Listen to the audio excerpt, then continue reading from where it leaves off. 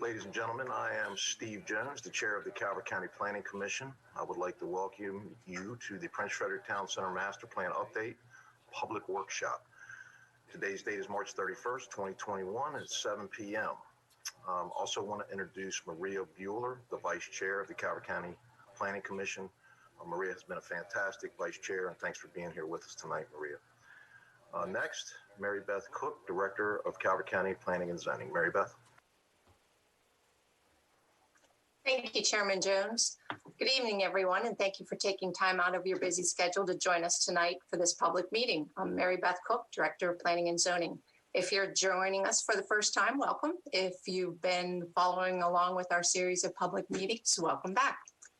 Please be courteous during the meeting, and if your video is on, refrain from clapping, cheering, or jeering, or other disruptive actions that contribute to an intimidating atmosphere. If this behavior is observed, staff reserves the right to remove you from the meeting. This meeting is being streamed live on the Calvert County Government website, Calvert County Government Facebook page, Comcast Channel 6, and 1070 HD. No signs, posters, or visual background messages may be displayed during tonight's workshop.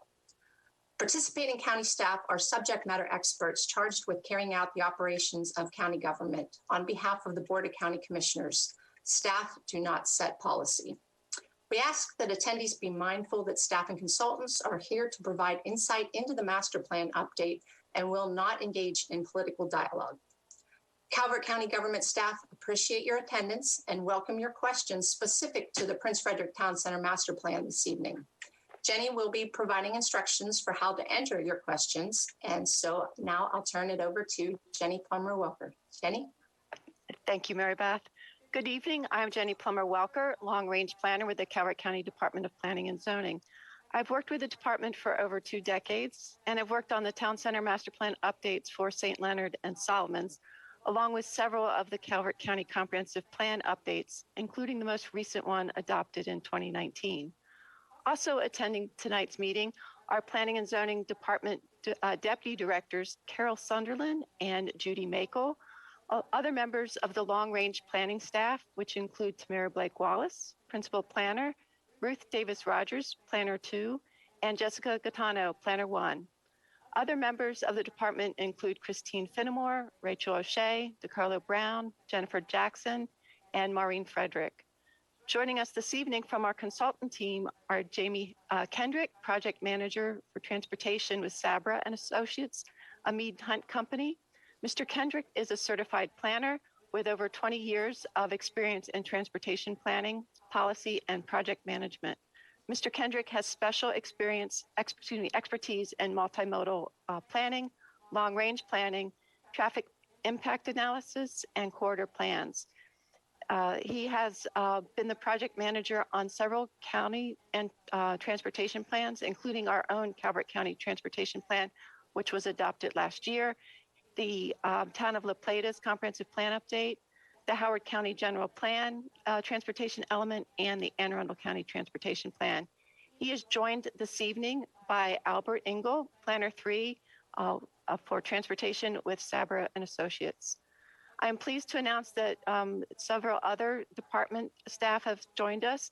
Jennifer Moreland, the director of the Calvert County Community Resources Department, is expected this evening, and Sandy Wobbleton, chief of the county's Public Transportation Division, is attending. Thank you to the people who submitted questions via our town center email address. We will be addressing those questions during this evening's presentation. You are welcome to submit written questions this evening. Please type them in the Zoom chat box and address them either to our 2 co-hosts, Ruth Davis Rogers or Jessica Gattano. If questions are sent to other co-hosts, we might not see them during the broadcast. Questions regarding the Prince Frederick Town Center Master Plan update that are posted during the Facebook live stream will be reviewed and addressed after the meeting. This evening's meeting will conclude by 8:30 p.m. We will try to answer as many questions as we can. We will be creating a frequently asked questions section on the project webpage, www.calvertcountymd.gov/town centers, and posting responses. I will now turn over the meeting to Jennifer Jackson, Office Specialist 2, for additional details about this evening's meeting. Jennifer? Thank you, Jenny. My name is Jennifer Jackson, and I work with Planning and Zoning. I'd like to let you know this meeting is being recorded and live streamed, both video and audio. Please keep yourself muted to avoid any interruptions. If you have any questions, please direct all questions to co-hosts Ruth Davis Rogers or Jessica Gaetano in the chat. The chat icon can be found in the bar at the bottom of your screen. Does anyone have any questions about Zoom or to whom questions should be directed to? Back to you, Jenny. Thank you, Jennifer. At this point, I would like to ask Jamie Kendrick if he could start the slideshow, and I'll do some introductory for this evening. Welcome to the Prince Frederick Town Center Master Plan update. On the next slide, it shows the agenda for this evening. So for today's agenda, we've got an overview of the plan update process, review of the workshop that was held last month on February 25th, planning framework, and then also the land use plan and development recommendations, the transportation impacts and recommendations, supporting policies and tools, then going on to next steps and our question and answer session. Next, please, Jamie. The Planning Commission approved a 3-phase process for updating the town center master plans. The first phase is identify issues. We started that with a kickoff meeting last January in person prior to COVID. Some of you may have attended that meeting. We followed that with a meeting in March, which was to talk more in depth about potential issues. And then unfortunately COVID hit, and so we went virtual. We've also done a number of surveys in the spring and summer, and then we did our welcome back in October, a workshop in November, and then another workshop in February. And so the Planning Commission has directed us to move forward with developing the plan. And so that's part of this evening's presentation, is to discuss some of those elements. Once the staff and the consultant has prepared a draft plan, that will be released later this spring for public comment. The Planning Commission members will review those comments and then work on their own draft plan, which will be presented at a public hearing. So there'll be yet another opportunity for the public to talk or to submit comments. At the public hearing after that, the Planning Commission will weigh those comments and then decide whether to make changes to the draft plan before moving it on to the Board of County Commissioners. So the adoption phase includes public hearing both by Planning Commission and County Commissioners. And that so we're looking later this fall to wrap up the adoption process. Jamie, thank you.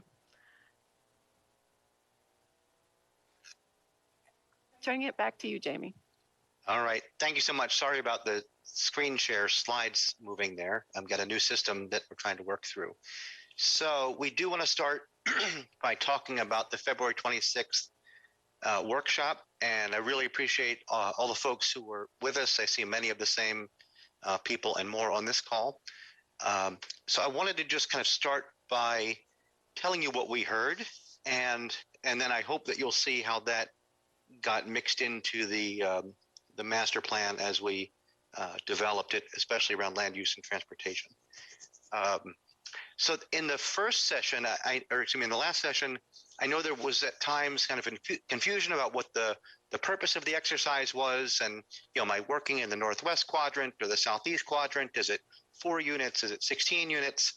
And while that was obviously the kind of technical focus of the project, of the session, really what it was about was trying to get some dialogue about what was most important to folks and how things could be structured moving forward. The specific data points were kind of less important to us, but we learned a few things. The first one was rather surprising, although I don't know that it's fully flows through, was that we heard a tremendous amount of support and discussion about the need for community infrastructure, for parks, for open spaces, and that to some extent there could be an acceptance of greater density if those types of spaces were mixed in. And so I think, again, you'll see an emphasis on that. We heard less about traffic, although we know traffic is a huge issue as part of this, but at the last session, we heard less about that.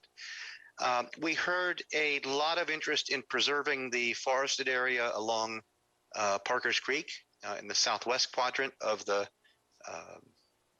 town center. And we heard, and I don't know if aspiration is the right word or not, but we heard a lot of sentiment that the ship has kind of sailed, if you will, on finding a way to make kind of Maryland 2-4 itself walkable, being able to kind of bridge it, whether physically or in terms of design, but that Maryland 2-4 was no longer really needed to be considered as something to be bridged as we move forward. So those were some of the key things that we heard. Also about maintaining a traditional lower density on the west side of the town center, generally speaking, west of Prince Frederick Boulevard. So those were some of the key themes. Jamie, this is Jenny. If I could interrupt a moment. Sure. We've had Delegate Rachel Jones join us, and I know she'd like to talk to the attendees. So Delegate Jones, if you can unmute, you have the floor. Hi, good evening, everyone. I just want to take this opportunity to drop in very briefly as I have votes in about 5 minutes. But I am so pleased to be the new delegate representing the northern part of Calvert County. And so while I understand that Prince Frederick is not in my district, I also understand that the development that will occur in Prince Frederick is going to affect folks like live in the northern part of the district as well. I want to thank Planning Commission and your entire team, everyone who's been involved in trying to ensure that we have the right kind of development, kind of growth in Calvert. And I wanted to just sort of reach out. Many of you know me from working as a liaison in the county for U.S. Senator Ben Cardin, but I'm thrilled to be working with you all in this capacity now as a delegate representing the county of my birth, the county that I love. And so I just want to share my email address with you. I'll put it in the chat. I just want to make sure that everyone has it so that as you continue to move forward and think about planning and development and growth in Calvert and in Prince Frederick, if there's anything I can do to be helpful, please let me know. My aide will be watching this. She may even be already logged in so that she'll be able to fill me in later. But I just wanted to say hello and to let you all know that I am at your disposal. So thank you and have a good meeting. Delegate Jones, this is Chairman Steve Jones. Ma'am, thank you so much for being here. It means the world to us.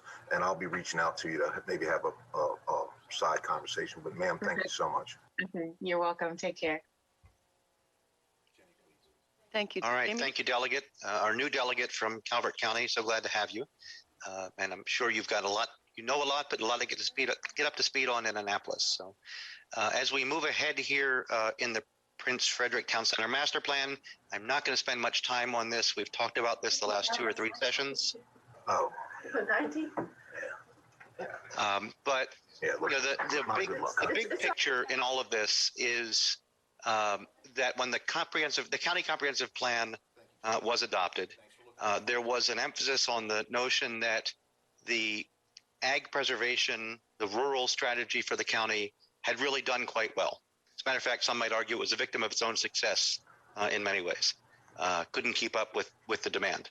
On the other hand, the promise of the town centers had not yet fully been realized. And so more could be done to make the town centers more vibrant. And to do that, a new framework, a new policy approach would be needed. And in doing that, there would have to be some difficult choices made about the best way to get there. So hopefully as we move through this, you'll see some of the choices that the staff is recommending at this moment, and ultimately the Planning Commission and the Board of Commissioners will wrestle with. These were some of the strategic choices that we talked about earlier on, about identifying a few specific places that could be kind of truly developed into that sense of community that's desired, that we should be prioritizing connectivity within the town center rather than just the throughput up and down 2-4, and that there was a balance to be struck in terms of rights, regulations, design requirements, taxes, and fees. That there's a balance to be struck there. So you'll see some of that as well. I think the next 2 slides are probably the most, to my mind, the most important pieces of context in all of this. Bear with me 1 second. So, you know, over the next 2 decades, Calvert County is projected to grow by about 10,000 residents. And that's not just this consultant saying that that is the kind of consensus projection of the school system, Maryland Department of Planning, the regional Council of Governments and Metropolitan Planning Organization. Now, some of them say 9,500, some say 11,000, but it all settles down around 10,000 or so residents over the next 2 decades. Excuse me. And the questions then become is where will that growth occur? Town centers, rural areas, and what are the tools that we can use to ensure that we push it towards the town centers, which is consistent with the comprehensive plan. And there are some things that we control as a county, and some things that are just beyond our influence. And I would say one of those is that kind of absent some major cataclysmic, economic event, another BRAC, another, growth of Calvert Cliffs that's extraordinary. We are probably in that very slow growth, plus or minus 1% per year economic or growth trajectory,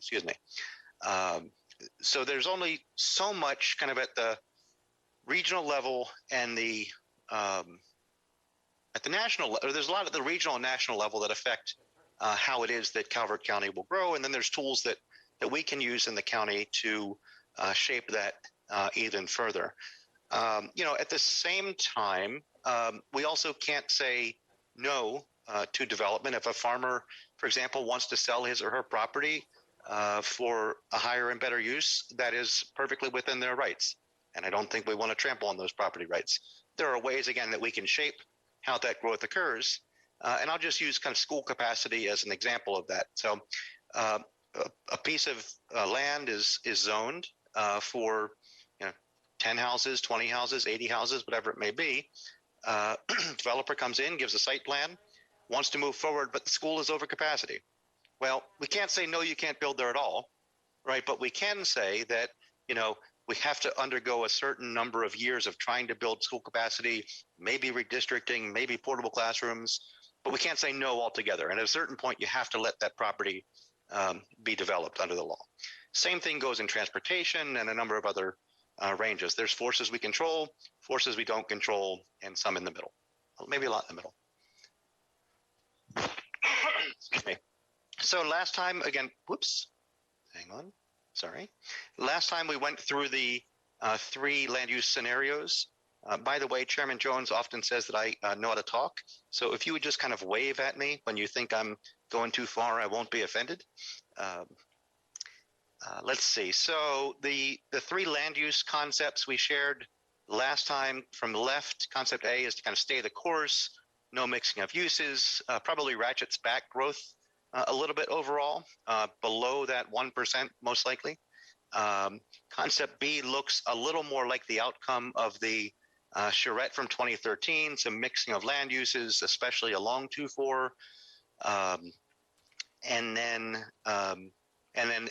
in that context, the zoning would kind of go in many places up to 14 units per acre. With always, when I say 14, by the way, or 24 or 48, it's with transferable development rights. So by right, it's 1, 2, 4 units per acre. Those higher numbers only kick in when there are transferable development rights used. And then concept C was kind of an all-in on development. It is really puts the foot to the metal on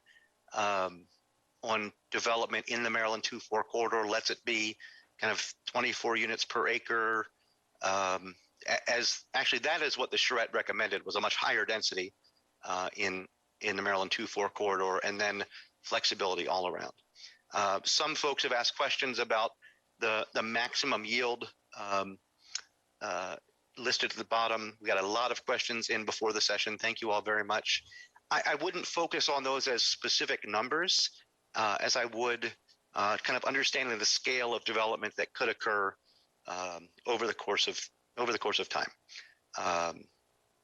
It's also worth noting that over the past decade or so, the average number of dwelling units that have been constructed is around 100 to 120. So it's not an overwhelming amount of growth in the past decade. Now, before that, obviously, we had the roaring 90s and the roaring early parts of the century, but the last 10 years, as you know, has been much more modest. So then let's move to the recommended land use plan. Then we'll talk about what some of the impacts of that might be. So the first thing you'll notice somebody pointed out is that the colors have changed. That is not necessarily a substantive change, just kind of to add clarity and improve for people with color blindness. The pale yellow and orange is kind of a more traditional suburban style development that's mostly on the west side of 2-4, as I mentioned earlier, was one of the points that came out of the public workshops. With so this would be a kind of more traditional suburban, lower density type of area, with the change being that around the college, we would allow for some higher density uses, 5 to 14 units per acre. Excuse me.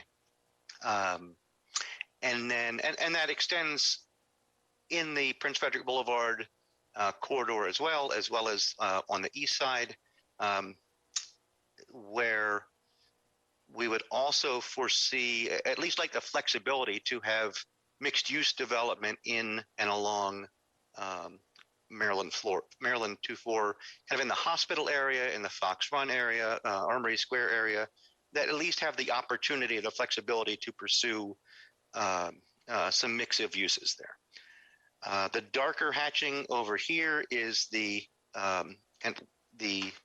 historic area, but we took the point that a couple of folks made that we're not necessarily looking to classify it as an historic area as much as give design emphasis and investment emphasis on preserving and activating the kind of old town part of Prince Frederick, and make that area a priority for civic investment. So this is the types of development you might see as time goes on in those kind of 1 to 4 units per acre.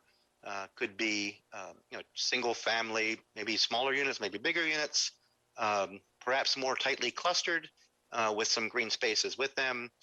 You might see, we talk about a small scale commercial area around the college, just to have a little bit of mix of use in there. We don't anticipate that the college will grow, or the college area would grow, because the college is changing its profile from a 2-year school or from a commuter school to a residential school.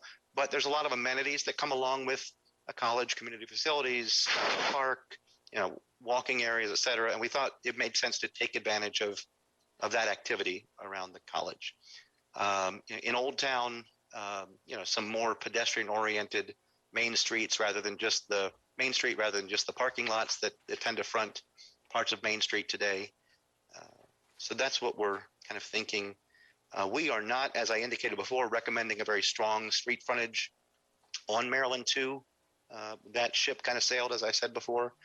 And in the south end of the town center, southwest corner, this area, there was a lot of strong feeling that there needed to be more environmental conservation. They're protecting this forested area was the right thing to do for Calvert County. And so we didn't get overly specific about what this looks like. We see some possible kind of further development in the northern parts of these parcels. But once you get, a little farther down towards the headwaters of Parker's Creek, we think that's an important preservation opportunity. So that was one of the very specific things that came out of the last work session. Let's see. All right. So what does this mean in terms of transportation? Let me start with the point I made earlier, which is that, kind of in no circumstance do we think that even if we make Prince Frederick kind of walkable and bikeable, does that mean that you're going to get a big shift of people out of their cars? But there was a very strong sentiment that those opportunities for walking and biking needed to be more of an emphasis, even if they were just for kind of recreational trips and maybe some walking to the store, walking from neighborhood to neighborhood. It wasn't going to change the character of transportation, but it was an important amenity that people wanted to see. So we're working on a larger bikeways plan for both Prince Frederick and Dunkirk that you will hear more about over the summer. In terms of roads, traffic, again, that's what we know that the interest is. During the county, I want to say one thing about the colors that you see here. During the county transportation plan process, we heard a lot of concern over level of service C, level of service F. Is this congested? Is that congested? And we had done that based on the kind of common industry standards that state highway uses. But we heard a lot of feedback that some of those congestion levels kind of were maybe not fully and well represented by the colors that were being seen in terms of level of service B, C, D, and F, or that people felt like a level of service, C or D was frankly more than Prince Frederick could handle. So what we tried to do without, kind of being very transparent about it, is we tried to define the volume to capacity ratio as being kind of little concern in the long run, meaning kind of less than 50% roadway capacity is anticipated over time. An emerging concern, meaning that somewhere between 50 and 80% of the roadway capacity would be achieved, but that was really dependent on kind of where development occurred in the town center and the pace of development that occurred in the town center. And then finally, the red areas that you see are the kind of emerging, the existing congested areas or things that are likely to be congested with significant further development. Again, we don't know the order, the pace of how phasing occurs, so we wanted to at least identify the areas of concern and come up with strategies to manage and mitigate those. I would say that relative to the countywide transportation plan and a lot of the other work that has occurred, we don't. There's nothing that terribly jumped out at us, except for Maryland 231. Probably they get a little more pressure than we would have thought, and we know that today there's some backups in the morning, but a lot of that is and will continue to be generated or a product of trips generated in Charles County, right? And those folks going to Calvert Cliffs or going to Pax River or other locations. And so how we kind of manage that regional relationship is an important part of this in the long term as well. But the development kind of within and immediately adjacent to Prince Frederick isn't what is pushing some of these areas to kind of a greater concern or intensity. So just kind of bear that in mind as we go forward. So I think the biggest theme in all of this, and let me just say one other thing. This is the morning, I've got another slide in the afternoon. This is with the full widening of Maryland 2-4 only. So this is based in part on the regional traffic model that's built that state assumes that Maryland 2-4 full widening will occur over time. So all the way up past Stokely, continuing a little farther south than it is today. That's the kind of state's assumption going in. Whether that occurs or not, different question, but that's kind of how this model is built. So as we look kind of sector to sector, in the Southwest, you can see that in the morning, a lot of that heavy traffic, does start to divert down Sixes Road, heading to get down towards Solomon's and Calvert Cliffs, rather than coming all the way into the town center. So the green is kind of eastbound, and then it does back up as you approach Prince Frederick Boulevard. The Maryland 2-4 traffic actually through much of town is not a huge issue in the morning heading north, more of an issue heading southbound. Part of that, we think, is that there are relatively few connections. So this part of Prince Frederick Boulevard, for example, doesn't exist down here. And so folks can't kind of bail out before they get to the big intersection at 231. And so people are finding alternate routes if they're coming from Charles County, but there aren't alternate routes to go south or even to go north unless you come all the way into Prince Frederick Boulevard. So we'll talk about a couple of ideas for an improvement in this part of the world. Dares Beach Road becomes a little bit of a concern, again, depending on what the specific development profile is on the east side of town. Let's see. So let's see if I wanted to add anything else about those maps. No, not for you guys. Okay. So just some kind of findings and observations about this. I mentioned a lot of this is related to what happens in Charles County, much more so than what is happening as a result of local growth.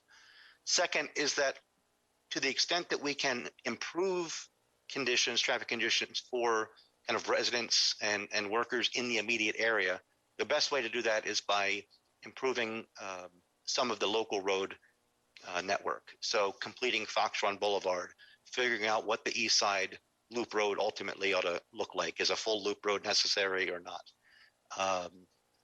And figuring out some of the other connections we'll show in a second. Not all of these are big ticket items. You know, an Eastern Loop Road is a big ticket item. Making some turn lane improvements, for example, along 231 would help a lot, but isn't a big ticket item. Just somebody needs to do it. And I know that COVID has come up in just about every conversation that we've had in our other transportation plans around the state. And the short answer is it's anybody's guess what this means in the long term. And there's probably some puts and some takes to all of this. So the example I would give is that, you know, commuter bus service, for example, has been gangbusters to and from Prince Frederick to DC. Well, maybe people aren't comfortable riding, you know, the bus as much anymore for public health reasons. And so they shift into their car. Okay, so those are more cars on the road, but maybe some people actually are going to telework more, right? So, you know, those cars aren't on the road. Or some people are doing split work shifts, so going only Monday, Wednesday, Friday, Tuesday, Thursday. So we don't know what it looks like, and so we're not necessarily planning based on a big shift in traffic patterns at this point. But in all likelihood, over the course of 3 to 5 years, you know, things roughly settle out similar where they were. So okay, so what do we do about it? I mentioned on the northeast side, there is a need for some type of an Eastern Loop Road. Where we are at this point is suggesting that it be on the east side of the creek, not to follow perhaps the original Chesapeake Boulevard alignment all the way out and around to the top of the hospital, but hug on the west side of the stream there and not take all that forested area. We also think that doing so could maybe inadvertently put some further future development pressure on the area kind of above the middle school and out and west and east of the middle school, excuse me. So we are recommending an alignment that is you know, right behind the hospital if we can do that at all. And then also a near-term interim improvement would be a connection, probably using Harrow Lane, improving that a little bit before we have the time and effort to build the full loop up to the hospital. On the south side, you know, extending Prince Frederick Boulevard down to Maryland 2-4, but avoiding the environmental conservation area, also gives the opportunity for those portions of the Eastern Loop Road. If we can get this done, put a signal here, folks who are coming down can come down Main Street and turn left to go south on Maryland 2-4. And today, you're kind of taking your life in your hands if you're coming off of 765 and trying to turn left and head south without a signal. But without a full Prince Frederick Boulevard, State Highway probably is not going to agree to a new signal down here at 765. In the Northwest, we think that there needs to be both the extension of Dares Beach to the west, but if there is development that happens up this way, just having a connection on Dares Beach just pushes the traffic right into the teeth of 2-4. So having a northern extension of roadway up to Stokely Road and out of town will be a benefit as well. So that's the recommended roadway plan. I want to talk briefly. How am I doing, Commissioner? So at this point? Good shape. Carry on. Carry on. All right. That's what I like to hear. Don't give me too much leeway. So I want to talk for a little bit about how roadways are built in the county, or in the county now to some extent, which is that by and large, it's been a public cost. And if you think about Prince Frederick Boulevard, the developer at the north end, Marketplace, kind of got the first piece of roadway built. They did the grading and the setting up of the road, but the county came in and did the final piece. Other parts of Prince Frederick Boulevard, for example, were completely built by the county. Maybe there was some land dedicated to them. one of the concerns that we have, the way that the current adequate public facilities ordinance is set up, is that it really does not capture the incremental growth that is occurring over the course of time. And so there's really no revenue generated to support some of those road improvements that are needed. So today, in order to have a traffic impact study required of your development, you have to generate 400 or more trips, of which 40 or more need to be in the peak hour. That doesn't seem like a lot, but when you actually calculate it out, it comes up to about 35 to 40 single-family detached dwelling units, or about 65 apartments. Now, the question becomes, how many of those have we really had in Prince Frederick in the past decade? And the answer is relatively few. On a county-wide basis, we've had 9 major subdivisions, meaning 9 major subdivisions and 116 minor subdivisions recorded since 2011. That's not a huge number, especially when you then factor it into these allocations here, right? It takes a huge number of houses to get to having a traffic impact study being required, and a fairly sizable office building. And the way the ordinance is structured, there are opportunities to waive or negotiate before the study is ever conducted, and often, the recommendations end up being, oh, restripe this lane, restripe that lane, and the next development comes in and they restripe it the other way. So you don't get terribly far with individual traffic impact studies. So what we are suggesting is a means of accumulating revenue over time to fund some of these roadway improvements. Things are never going to be fully paid for by developers. The economics don't support it. The law doesn't support it, given the amount of volume that you have today. So what we do recommend is that no traffic studies being required in the town center itself, because at a reasonable level of clarity, we know what the development trajectory is and where it is likely to occur. What we don't know is the timing or the pace of that development. But what we need is a consistent, equitable tool for the county to raise money for road improvements, and then a flexible tool to be able to spend it kind of in accordance with the timing and the pace and the location of specific developments. Developers, as I said, will never cover the entire cost. The economics don't support it. The law doesn't support it. But we can get a meaningful contribution if we spread it out equitably on a per trip or a per unit basis over the course of time. And then kind of in that process, we're doing the first 2 pieces now. So we are done the traffic forecasts and the development forecasts. We're developing that set of projects, and now we need to go through these other steps. And I know we got some questions about this already that we'll talk about in the Q&A. A couple more things that we want to talk about in terms of directing growth and shaping it in the long term. First has to do with the transferable development right program. I will say that in many ways, TDR has been a victim of its own success. There are more TDRs designated out there that can be sold, given the pace of development.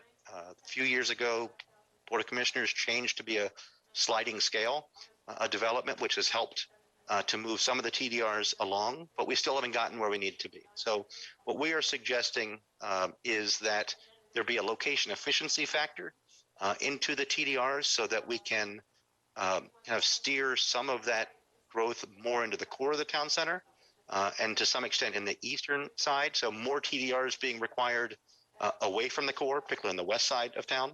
And this kind of reflects the phase 1, phase 2 approach that was talked about in the comp plan, where we would be more aggressive and permissive on the east side and in the core, and still allow development, but put it at a higher price on the west side of the town center.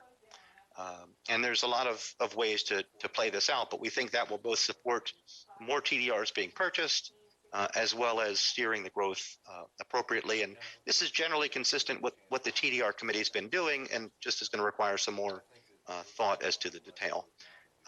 Next, the question of schools comes in. And while schools aren't necessarily at a town center master plan level, there is a cost associated on a per development basis with schools. So we have an open and closed list based on enrollment. Most of that is actually happening on the northern part of the county today. But in Prince Frederick and everywhere else, there's paying the same excise tax of $2,600 to $7,800, depending on the type of residence that's built. However, in the central part of the county, school capacity is not an issue. School system projects, planning and zoning project that by 2030, high schools will only be at 92% of capacity. Middle and elementary schools will only be at 3/4 capacity, which is a lot of available seats for which developers are paying into a pot and not seeing being used in the middle part of the county. So our recommendation is to set aside the excise tax for schools and to reallocate that for other priorities that have been expressed through the town center master planning process. So one of those could be kind of more in the way of open space, recreation, trails. Another could be to take those funds and use them for the roadway improvements that we've talked about. But it's a way of getting more, using the money that we have better to achieve the outcomes that we've articulated.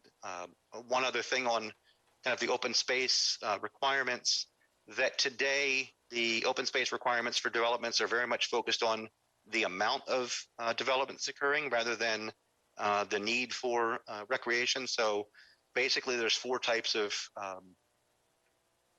recreation that are required depending on the development size: a field, a mini park, a basketball court, a tennis court, whether or not they ever get used by the people who live there, because you may not have tennis players there, so, or basketball players there. So what we're suggesting is that the county take another look at the open space requirements, perhaps do more fee in lieu, and then use some of that fee in lieu to pay for the greater civic spaces that are sought, that we heard about a lot during the planning process. So these are some ideas that we're putting out there. Obviously, the Planning Commission and Board of Commissioners will wrestle and argue and take our recommendation or not, and I'm not offended if they don't. But it's our job to kind of put some challenges out there for folks. So that's the end of the presentation. Again, we did get a lot of questions, so we have some of those kind of pre-scripted to respond to, and then we'll take some other open questions from the floor. But Jenny, before that, do you want to talk about what's next in the process? Yes, thank you, Jamie. If we can move to the next slide. So as I mentioned, it's a 3-phase process, and so we're currently in the next phase. And so that's to develop the plan. So we are working with other departments on the chapters. Mead and Hunt, Saber and Associates is working with us on the land use and transportation. Also, we've tapped them to help us out with key issues and implementation. With the economic vitality, we're working with economic development, environmental and natural resources. We've been working with the Environmental Commission on their suggestions.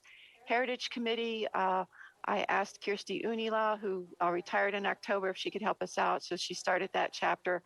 And Ruth Davis Rogers and I have been meeting with the Heritage Committee and the Historic District Commission and the Calvert County Historical Society to gain their ideas on the heritage section. Water resources, working with our water and sewer department, community and government facilities. That includes things like our parks, our public safety, the sheriff's office, and then of course implementation. So we'll be working on these chapters. And Jamie, if you could go to the next slide. We anticipate having a draft of the plan ready for the Planning Commission's initial review later this spring, and then take it out to the public for public comment. Moving on to the next slide. I do want to make sure that you know how to reach us. We ask you to sign up for notifications via the news flash. And so here's the directions on how to do that. And then also notices about meetings are posted on our Calvert County Facebook page. Next, please. And of course, you can contact us via email. We have our town center update at calvertcountymd.gov address, and then our project page, the county main website, and then town center update. You're free to call us during business hours, 410-535-1600. extension 2356 between 8:30 and 4:30. Next, please. So here we go on to questions that we received before the meeting. And we're going to split these up here among Jenny and myself and Tamara. We did one other point of clarity on these. We got about 30, 35 questions in. We tried to consolidate some of them that were about a reasonably similar topic so that we could get right to the point. So, next slide. So there was a question about the Prince Frederick Master Plan and the zoning ordinance, and then would it be dependent upon the language and the Calvert County zoning ordinance update? While the work on updating the Calvert County zoning ordinance is taking longer than the original schedule, the Prince Frederick Town Center Master Plan and zoning regulations do not depend on the final language in the Calvert County zoning ordinance. The Prince Frederick Master Plan and the zoning ordinance is a legal document which is adopted to accomplish the aims of the Prince Frederick Master Plan by regulating land use in a manner that promotes health, safety, and general welfare of Calvert County residents. And the Prince Frederick zoning ordinance is supplemental to the Calvert County zoning ordinance, and it applies to the Prince Frederick Town Center, except in cases specifically addressed in the Prince Frederick Plan, the county zoning ordinance applies. Next, please, Jamie.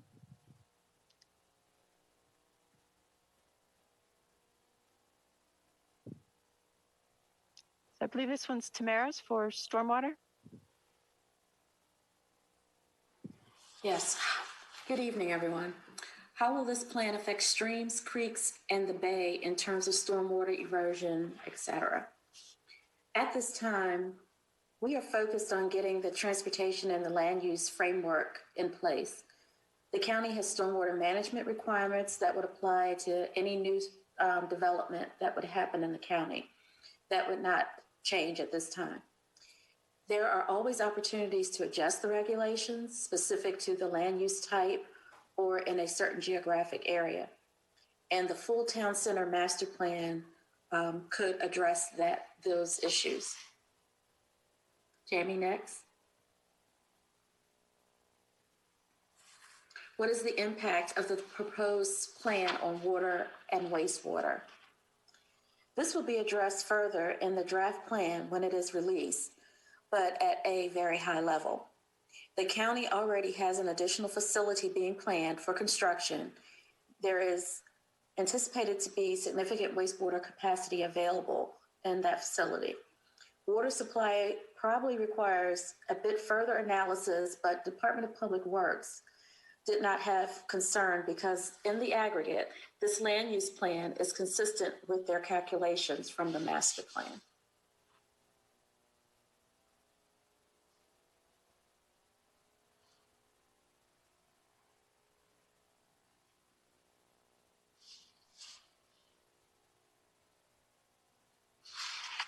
Jenny, is this one me? I think we're back to me now. I think we're back to you, Jamie, yes. All right. It's been a while. So the question was, why doesn't the plan emphasize the 2 to 3 focus areas described earlier in the planning process? I would say I think it does. I think that, for example, we talk a lot about the importance of creating civic spaces. So there's a big emphasis on the kind of historic area, the Old Town Main Street area, and developing the civic spaces there. So, for example, when the county office building is reconstructed, making sure there's a civic plaza as part of that. There's some other investments in the Main Street area for walkability and access. So that would be one. The second focus area or new focus area would be on the around the college and some investments and targeted focused zoning there. And then the third would be, again, kind of the longstanding desire for redeveloping some of the shopping centers that have vacancies with more mix of uses. So I think those are kind of the 3 focus areas that we've thought about. And that is both reflected in the land use and transportation elements, and then is also reflected in the rest of the other plan chapters that Jenny talked about. So we're heading more down the land use path now. And please provide more detail about the methodology on how densities and maximum yields were calculated. Oops. So I think that the most important thing to note about how they were calculated is what's not included. So we have taken out from the calculations, and the reason that the maximum yield is not considerably higher, the maximum yield of potential dwelling units, is because we take out the steep slope areas, we take out the protected lands, which are shown in the green here, even before we start talking about the number of units that could be built. And that actually holds down the number of units that could be built quite considerably. So I could go a lot into the technical detail of how the densities were calculated, and we will do a little bit more of that in the plan itself. But know that we put some constraints in here that keep the overall amount of development down. So I made a statement, I think, at the Planning Commission level briefing a few weeks ago that the forecasted maximum yield of dwelling units is equal to or less than current zoning, and someone was questioning how that made sense if indeed the town center is expanding in the 2 phases approved by the Board of County Commissioners. And there's a few reasons for that. First of all, to be clear, zoning is not set by the Town Center Master Plan. A range, an ideal kind of type and scope and character development is described. And so that said, when we did the calculations, we assumed the highest possible number, but that highest possible number is actually, again, roughly equal to or less than the maximum yield under current zoning. Second, some of these, we accounted for all of these areas along 2-4 as being residential development, no additional commercial. Well, we know there will be some commercial in there. Is it 10% of the land? Is it 40% of the land? Couldn't tell you. But it will be a mix of uses, and not all of that will become residential. So that comes down a notch from the current zoning. Third is some of the easiest land to build, or most of the easiest land to build has been built. Right? So the areas that we are talking about are those that are frankly more constrained in terms of their topographical and environmental considerations. And then when you get kind of into the pure numbers of things, under the current zoning in the Armory Square area and around Dares Beach Road, they're allowed 24 units per acre with full transferable development rights. We are recommending taking that down to a maximum of 14 units per acre in Armory Square, Fox Run area. Some of that density, admittedly, is transferred over for allowing for higher use around the college, but that's frankly a fraction of what would have otherwise been permitted, back in Armory Square, Fox Run area. And then finally, in what is now termed the Forest District, but we're calling the Environmental Conservation Area, we take a lot of that, recommending taking a lot of that out of play. You could have more development on the north end, but on the south end of that area would be either restricted or at a much, much, much lower density, depending on how this plays out a little bit further. So that's how we kind of arrive at the statement that zoning is, we're yielding kind of roughly as many or less than units that would be allowed under today's zoning. Why aren't we showing intersection level of service for the plan impacts? So you may remember from the transportation plan, these colored dots on the map and the A, B, C, D, E, and F. And I think we came to the conclusion, as I kind of indicated earlier, that arguing about whether something that's a D or an F, really isn't the point, as much as identifying the areas that are of concern and finding strategies to mitigate those areas. So as I indicated previously, state highway isn't going to focus on an area unless it's an E or an F, right? Well, your ENF is, downtown DC gridlock, in the experience that for someone living in Prince Frederick. What is tolerable in Prince Frederick may be, a C or a low D. So we focus on identifying the areas of concern rather than trying to peg everything into a specific level of service whole that frankly doesn't really move us towards resolving the issue. So that's when we have the data, we could show the data. It's not different than the transportation master plan, but we didn't feel like it was worth spending a lot of time debating the technical differences between a D and an F. Why are we proposing to eliminate traffic impact studies? Good question. So as I indicated, nearly every bit of development in Prince Frederick over the past decade has been done without a site-specific traffic impact study because the thresholds are very difficult to set. The current structure penalizes the last person in. So if I'm building a small, a 7-Eleven, for example, that generates 200 trips, but the area is already congested, right?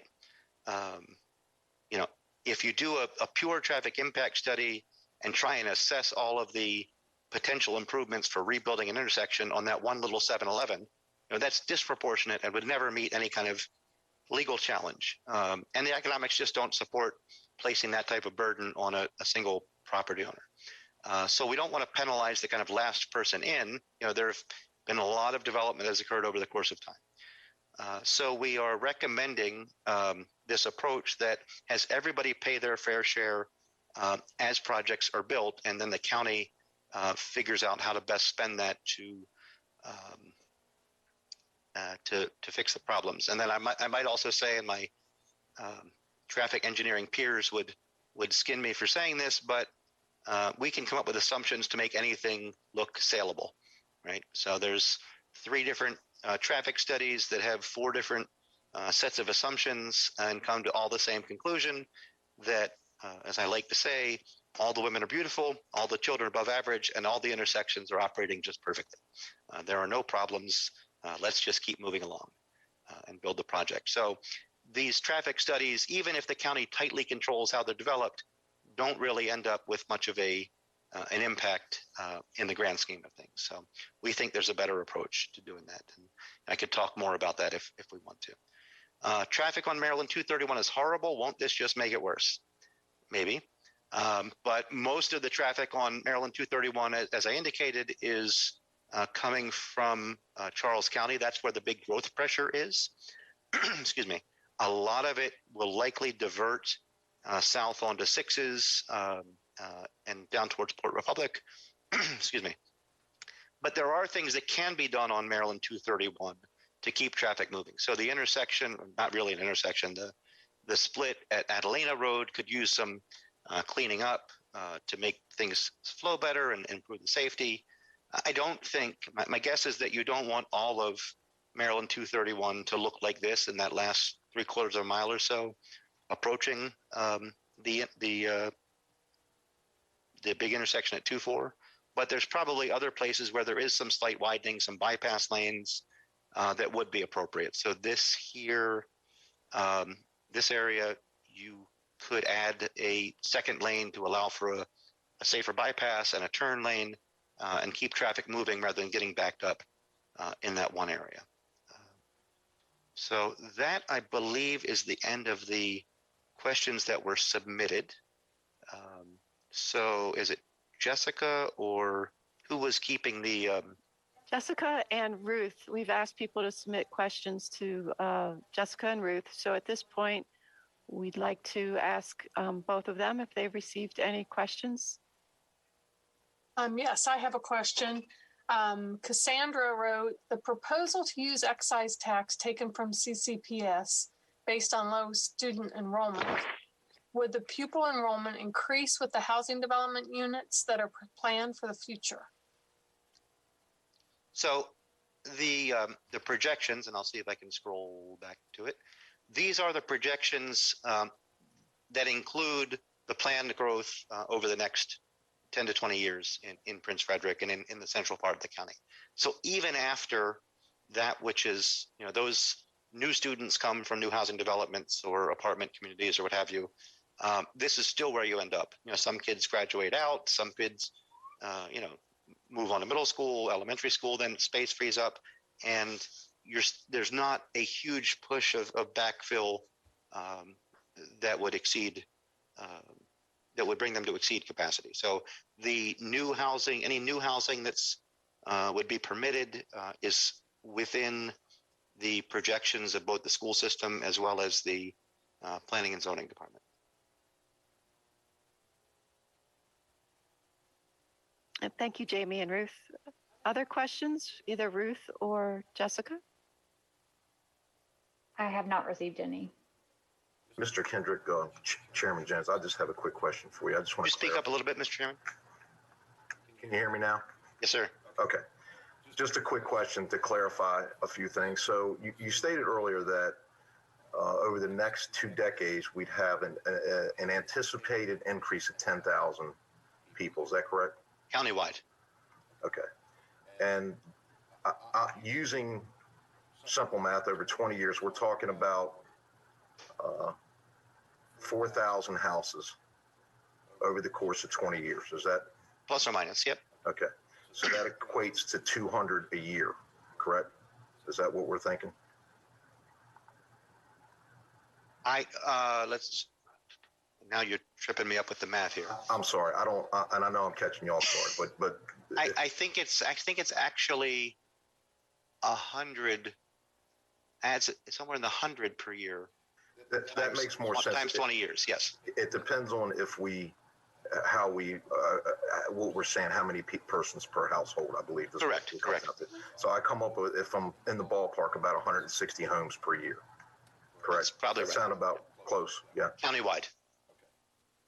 Thank you, sir. So the second question I have is for new projects. When we're talking about these traffic studies, I know for the Planning Commission, and I want everyone to ever understand this, that's something that we really take very seriously. We really like the traffic studies because the one thing for everyone in Calvert County is that we have these studies that sometimes tell us we don't have a traffic problem while we're sitting in gridlock, right?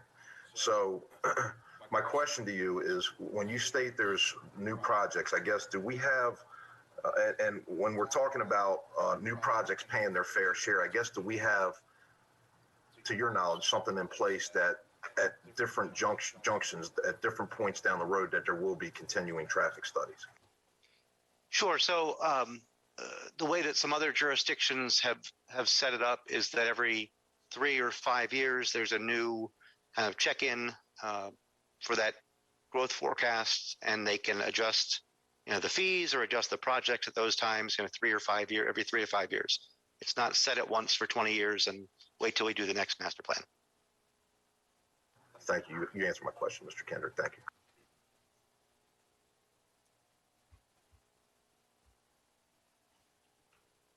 This is Jenny. Ruth or Jessica, have any questions come in? No? I know I did not do that good a job of explaining it. Or they're stunned in silence. Now is your opportunity. So I just received a message saying I submitted 2 questions that I don't think were answered from a gentleman. And Jessica, could you speak up a little bit too? Sure. First name's Bob, and he's submitted 2 questions that he didn't believe were answered. Can we ask him if for some reason they weren't, ask him if it's not too complex, if he could type them out? Yep. This is Jenny, and I have the questions that I believe, if it's the same Bob, had submitted. There was a question. One was the suggestion just with graphics about making the presentation sizes larger and the font sizes larger, and I did pass that on. And the question was, what areas of the expanded town center do you expect the project will remain undisturbed? Especially interested in the region between Prince Frederick Boulevard, Hunter's Ridge, College Station, and the Pepco power line north of the College of Southern Maryland property, These areas are quite rugged with steep slopes. There's also a soil type that is highly erodible. And is it possible that they could be turned into a park with trails similar to the ACLT system? And then for reference, ACLT has had over 60,000 visits last year. And I think it was like August or so, I talked to the ACLT director. Just a Mrs. Krummelmeyer, hold on a moment, please. I'm answering this other question. And the ACLT has experienced over 4 times the amount of use that it had prior to COVID. I think one of the things when we're looking at development in these areas is that there are regulations that prevent development on steep slopes and highly erodible soils. We certainly, with the increased interest in going to parks and such, I think it's and what we'll be looking at is areas in the town center for parkland and trails. The charrette in 2013 identified creating a trail from the Prince Frederick Town Center out to the river. Currently, you can walk down Main Street and walk to St. John Vianney and pick up the trail and go all the way out to an overlook on the bay. So it's 6-mile one-way trip, 12-mile round trip. So we definitely, the master plan just sets forth the ideas and the policies that then would be implemented in the zoning regulations, whether it be specifically to Prince Frederick Town Center or the more general environmental regulations in the county zoning ordinance. So I hope that answers the question that Bob had.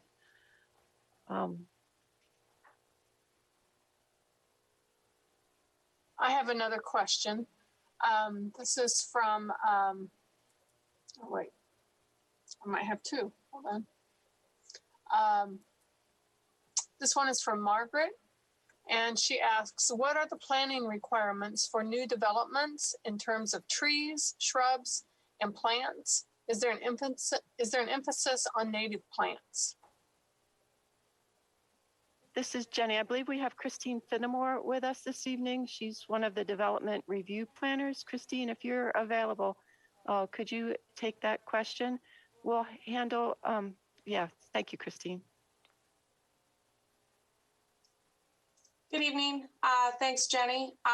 There is a plant list on the county's website, but the short answer is yes, native plants are required. Landscaping is required for any sort of development or subdivision, and it depends on what you're developing and where.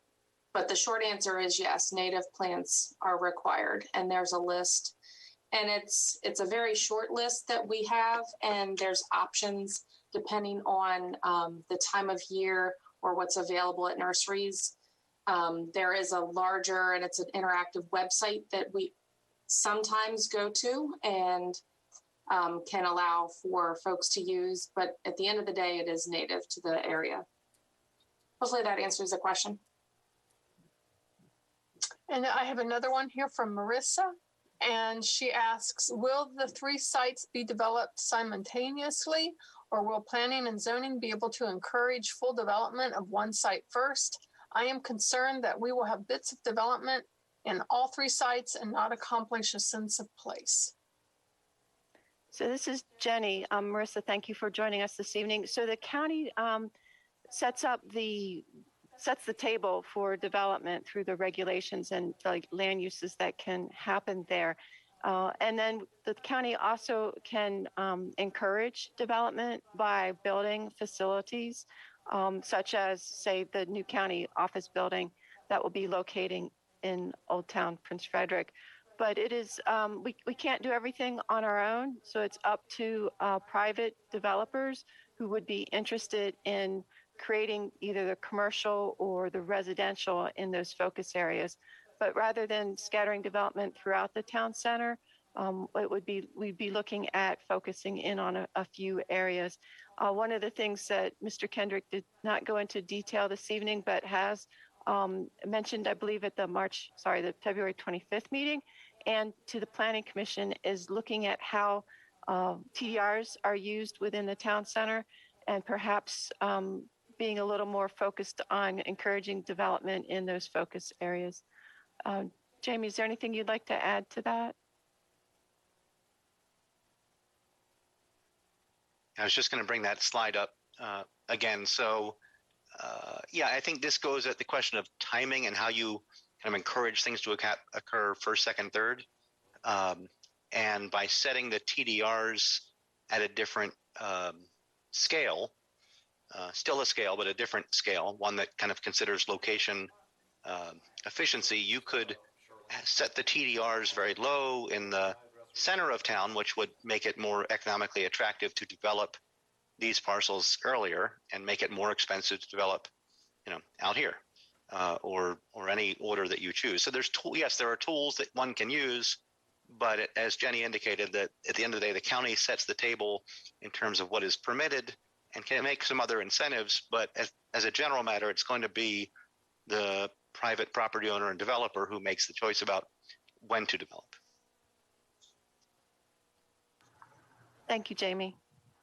Ms. Krummeyer, ma'am, I want to make sure that everyone has an opportunity to ask questions. And are you not able to type your question in, ma'am?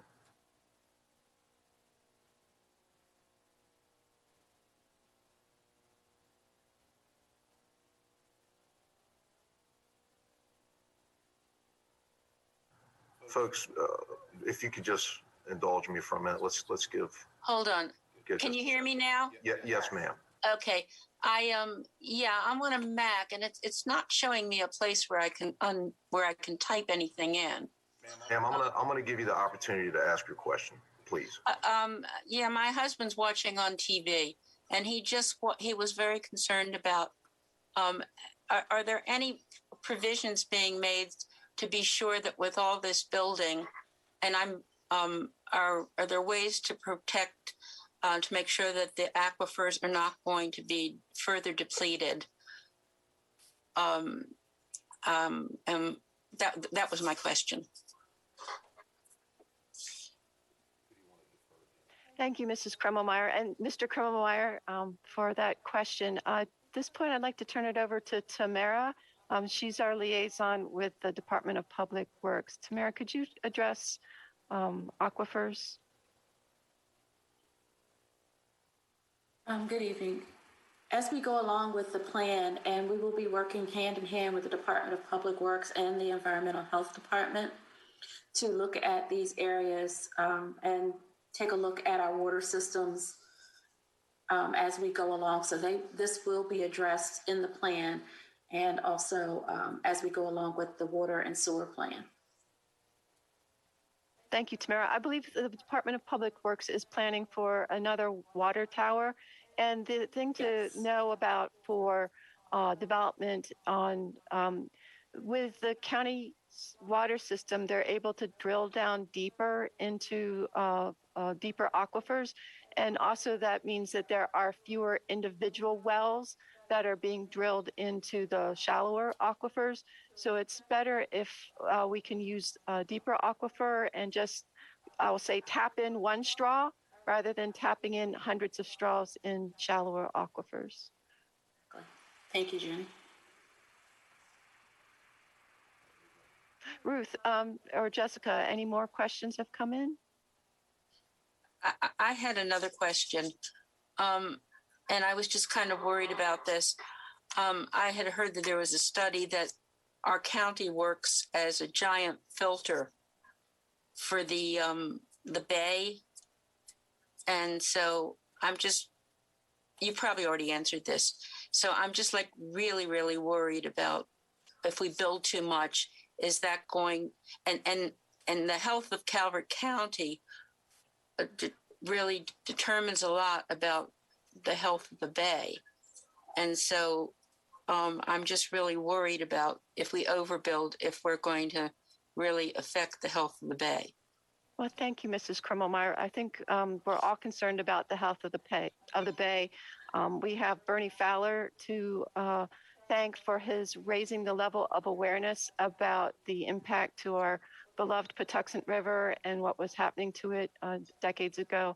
One of the things to know about the county and the county comprehensive plan and the effort to preserve farmland is that the town centers are just a very small amount of land, about 3%, and then with the county commissioners proposing expansions of the town centers, that just increases to about 5% of the county's overall land. And so by directing the growth into the town centers, we are able for some of the town centers, including Prince Frederick, Solomons, and Lusby, is that new development would be going on to the county wastewater system. And so instead of septic tanks, which have been noted to impact the water, our waterways, we're a better environmental standpoint to handling that in these areas where there's infrastructure versus just out in the countryside. The state does require for residential development that happens within the critical area that those the septic systems be nitrogen reducing septic systems. So I think that with the push to, it's decades long.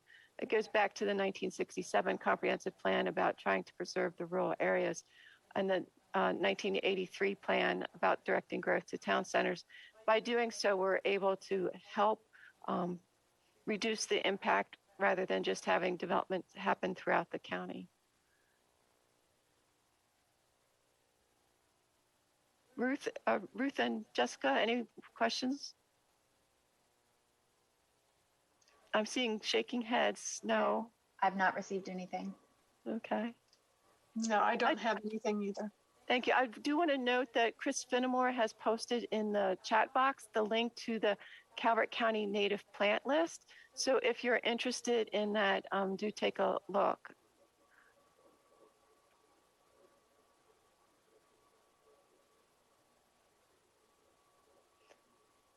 Well, it's 8:17. Unless there's another question that pops up in the next minute or so, I think we want to say thank you to everyone who's attended.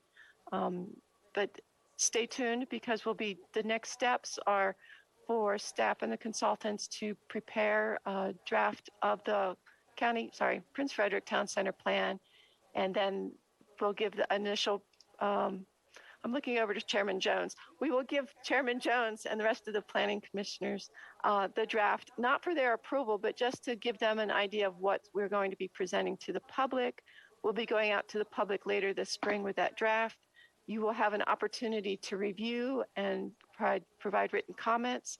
As I mentioned, we'll present those written comments to the Planning Commission for their review so they can take those and change it however they want, and then we'll proceed with doing the Planning Commission's draft plan for public hearing. This is an important process. The COVID did delay us a little bit, but we're looking forward to presenting the best plan that we can and are interested in your comments when it's the draft's available for the street. I'm going to ask Ruth and Jessica one last time. Any questions have come in?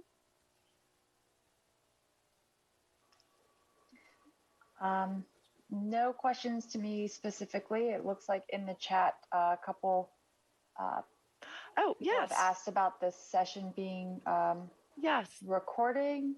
Thank you. And Mr. Estes has his hand up as well.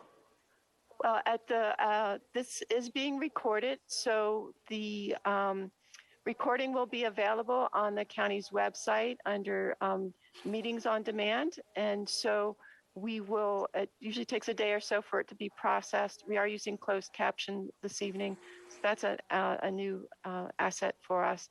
And then, so feel free to go and watch the recording. Also, the recordings from the February 25th and the November 19th, the public workshops are available from the county's website.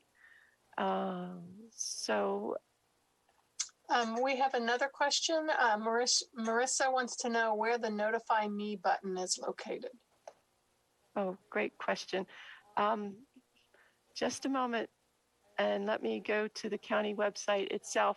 But it's on the main web page of the county. So when you go to the home page, if you scroll down to the, it's on the right-hand side, there's a section called highlights.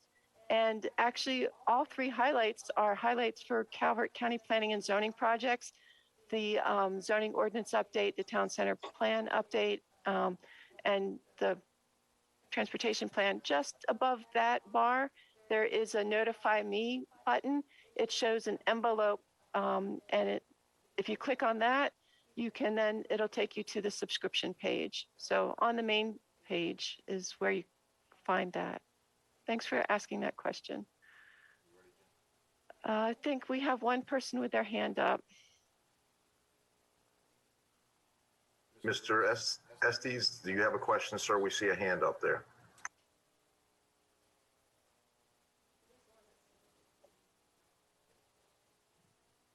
You're muted, Mr. Estes. Okay, I was using the wrong unmute button. Sorry for doing this by voice, but for some reason the chat doesn't seem to be working for me anymore. And this is a sort of a follow-up question to stormwater management. If I had some more details about that I had questions on, would it be appropriate for me to speak to Tamara Blake Wallace in her office? Is that the right direction for me to go? Well, thank you for asking. You submitted very detailed questions about stormwater management, and actually that function is handled by the Department of Public Works. So yes, please reach out to Tamara Blake Wallace, and she'll put you into contact with the appropriate Department of Public Works person. Great. It's become an area that I'm fascinated with, and I'm starting to read the manual and just want to know where we fall in terms of recommended procedures and specifications. No design is any better than its specifications. So. Well, thank you. And that's way more detailed than the Prince Frederick Master Plan would go into. That would be into our regulations. So we'll be glad to put you into contact with the appropriate person who can answer your very detailed questions. Well, thank you. Then my mission has been accomplished tonight. Well, thank you. At this point, I'd like to recognize Chairman Jones. Thank you very much. And Jenny, excellent job tonight. Jenny Plummer-Welker, thank you very much. Carolyn, thank you very much. Mary Beth Cook, the director, thank you, and all of your staff for the fantastic job they did tonight. And I always like to talk about the unsung heroes, and that's technology services that are in the room behind me that make all this happen for us during these crazy times of COVID. So to all of you back there, thank you very much. We appreciate you. And last but not least, all of the citizens that are on this call, thank you for being here. We greatly appreciate it, and we appreciate the questions. We are trying to get these in written form. It just makes it much simpler for us, but I don't want to preclude somebody because of a technical error from having a chance to speak. As I stated earlier, to Vice Chair Bueller, ma'am, thank you very much. And that will conclude our meeting, and we will see you soon. God bless, and have a good evening to everybody.